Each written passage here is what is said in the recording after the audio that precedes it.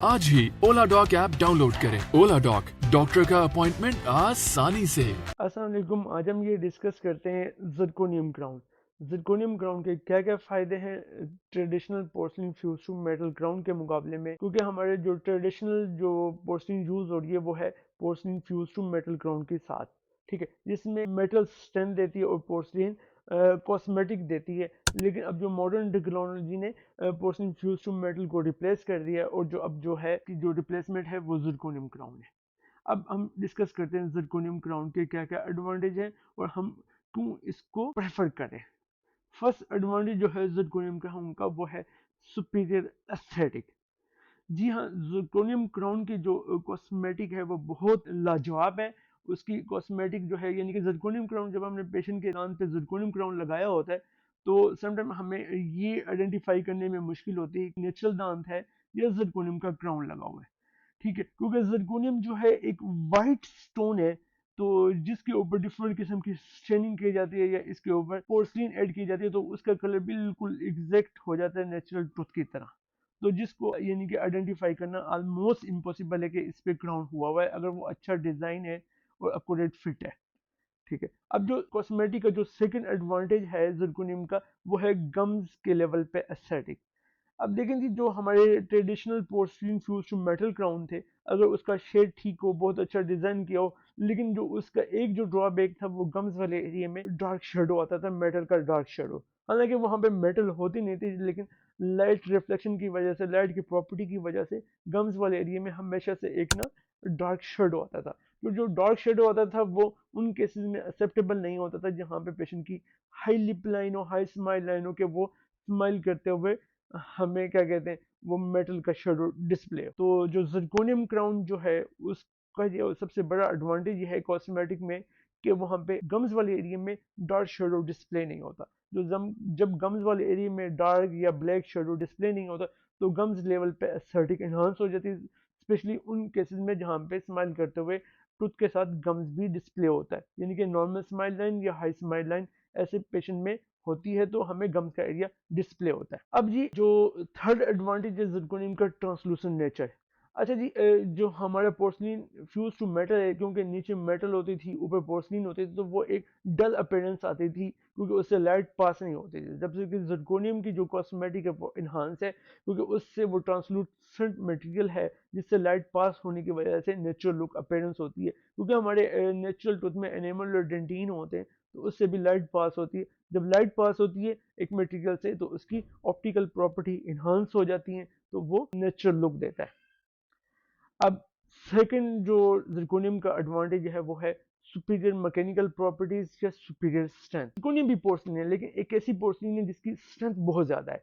इस स्ट्रेंथ बहुत ज़्यादा होने की वजह से जो इसको जो नेम दिया गया है ceramic steel.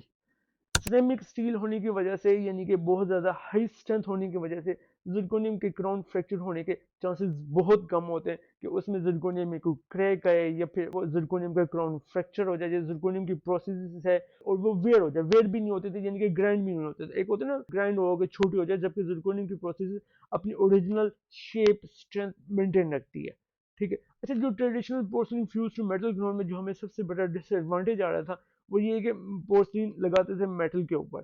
Zirconium porcelain usually जब ज़्यादा फोर्स पड़ती थी पोर्सलिन वहाँ से चिप अप हो जाती थी तो वो मेटल एक्सपोज हो जाती थी, जबकि ज़िरकोनियम क्राउन में ऐसा बिल्कुल भी नहीं होता है क्योंकि ज़िरकोनियम जो है वो ऐसी पोर्सलिन है उसकी अपनी स्ट्रेंथ इतनी ज़्यादा है कि उसके फ्रैक्चर होने के और क्रैक होने के चांसेस न होने के बराबर हैं।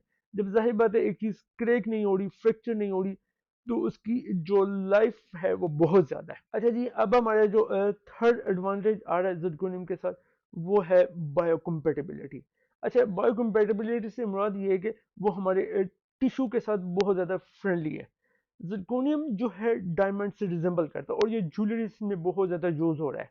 अच्छा, ये ज्वेलरीज में यूज़ होता है क्योंकि ये इकोनॉमिकल है, ठीक है। डिफरेंट कंट्रीज में और पाकिस्तान में भी इतना ज्वेलर्स में इसका ट्रेंड नहीं है, लेकिन जो ज्वेलर्स हैं वो मेरे पास जब भी आते हैं उनको ये पता होता है ज़िरकोन जो है zirconium ही है। ज़िरकॉन के स्टोन मिलते हैं, वो जो है ज्वेलरीज में यूज हो रहे हैं। अब वो ज्वेलरीज में यूज क्यों होते हैं, वो ये कि क्योंकि बायोकम्पेटिबल है, क्योंकि आपकी स्किन के साथ किसी किस्म का कोई रिएक्शन नहीं होता। जैसे गोल्ड है, अगर आप गोल्ड की ज्वेलरीज पहनेंगे वो आपके टिश्यू को कोई रिएक्शन नहीं देगी, वो आपके टिश्यू के साथ कंपेटिबल है, तो आप उसको जब भी पहनेंगे तो कोई मसला नहीं होगा। इसी तरह ज़िरकोनियम है।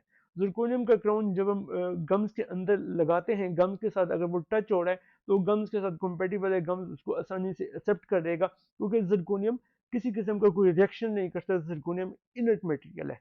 अच्छा जी, अब ये इनर्ट है तो कोई रिएक्शन नहीं करेगा, और फिर दूसरा इनर्ट होने का ये है, ये किसी किस्म की कोई स्टेनिंग ऑब्जॉर्ब नहीं करेगा, कोई किस्म का, यानी कि जैसे हमारे ओल कैविटी में बैक्टीरिया स्टेनिंग करते हैं, या कोई आप चाय कॉफ़ी या डिफरेंट स्टेनिंग वाली डाइट लेते हैं तो उससे स्टेनिंग हो जाती है।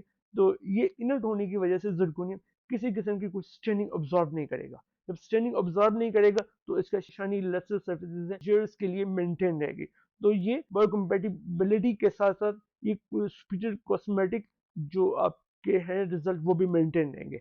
अच्छा जी, अब चौथा एडवांटेज जो ज़िरकोनियम का वो है एक्यूरेट फिटनेस, क्योंकि जब हम क्राउन लगाते हैं हम ये चाहते हैं कि वो साथ वाले दांतों के साथ अपोजिंग दांत के साथ बहुत अच्छे वे में मीट करे, किसी किस्म के कोई यानी बहुत एग्जैक्ट फिटनेस होनी चाहिए। जब हम क्राउन दांत के ऊपर फिट करते हैं उसको ऐसा फिट होना चाहिए कि उसमें माइक्रोस्कोपिक लेवल पे भी कोई स्पेस ना हो जहां से बैक्टीरिया अंदर इंटर हो सके दांत के अंदर।